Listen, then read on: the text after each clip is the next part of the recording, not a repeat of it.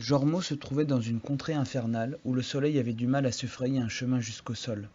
Il était au pied d'un immense volcan d'où émanait une odeur de soufre pestilentiel. Cette région transpirait la malice et les ténèbres. Au loin, on pouvait y apercevoir une immense tour. À son sommet, il y avait un œil enflammé qui projetait un halo de lumière vers l'ouest. Jormo avait également très chaud. La température avoisinait les 60 degrés autour du volcan, et en plus, pour compliquer les choses, il était vêtu d'une armure très lourde et complète. Plastron, épaulières, gantelets, cuisseaux, genouillères, toute la panoplie du parfait chevalier. Il portait également un tabard noir, avec un arbre blanc et 7 étoiles à 5 branches au-dessus, comme armoirie. Jormo l'ignorait, mais il s'agissait de l'emblème d'Elendil, grand roi humain de l'œuvre de Tolkien, tué par l'antagoniste principal, Sauron, qui a été détruit par Bélixo. Mais il y a un détail important. Les personnages fictifs ne meurent pas vraiment, ils sont toujours et infiniment présents dans leur œuvre d'origine. C'est pour cela que Sauron est également présent dans la région où se trouve Jormo, sous la forme d'un œil enflammé cette fois-ci. Jormo aperçut au loin une armée d'orques se diriger à toute allure vers l'ouest. Afin d'éviter de se faire repérer, il décida d'emprunter un escalier brûlant qui menait vers une entrée du volcan. Mais il avait l'impression d'entendre des voix provenant de l'intérieur. Il décida d'y aller quand même. En y entrant, il y vit 3 personnages du roman. Un petit être était allongé sur le sol avec une plaie sur le crâne. Un autre lui ressemblant avait la main ensanglantée et regardait avec un regard haineux. Un 3e personnage, pas très grand non plus, mais celui-ci avait un aspect décharné et dansait sur le rebord du volcan avec un anneau doré dans ses mains. Celui-ci hurlait de joie.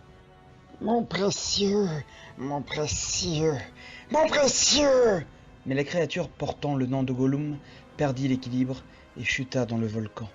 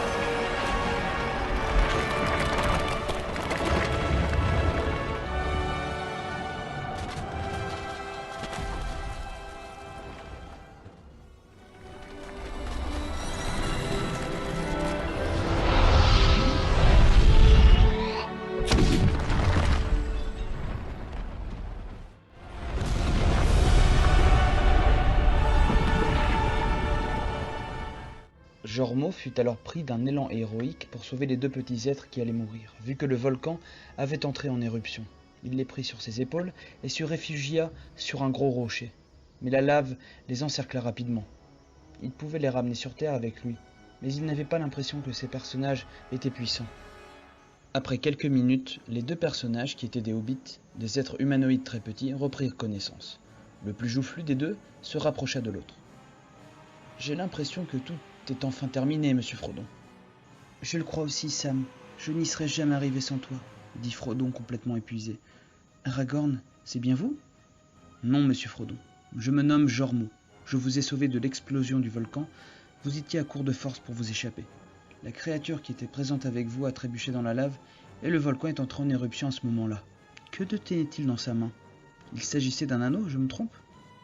Non, vous ne vous trompez pas. Cet anneau a détruit une partie de ma vie et celle de toute la terre du milieu. Mais c'est terminé maintenant. Il a été détruit. Il s'agit sans doute de l'anneau mentionné dans les premières lignes du roman. Un anneau pour les gouverner tous, un anneau pour les trouver, un anneau pour les amener tous et dans les ténèbres les lier au pays de Mordor où s'étendent les ombres.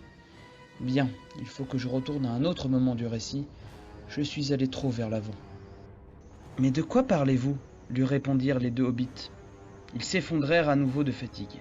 Jormo vit arriver au loin, dans les cieux, d'immenses aigles.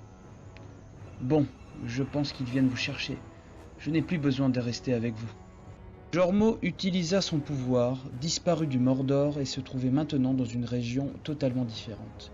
Il se trouvait devant une magnifique cité elfique, située dans une vallée entre plusieurs monts, où la végétation était abondante. Cette cité s'appelait Foncombe.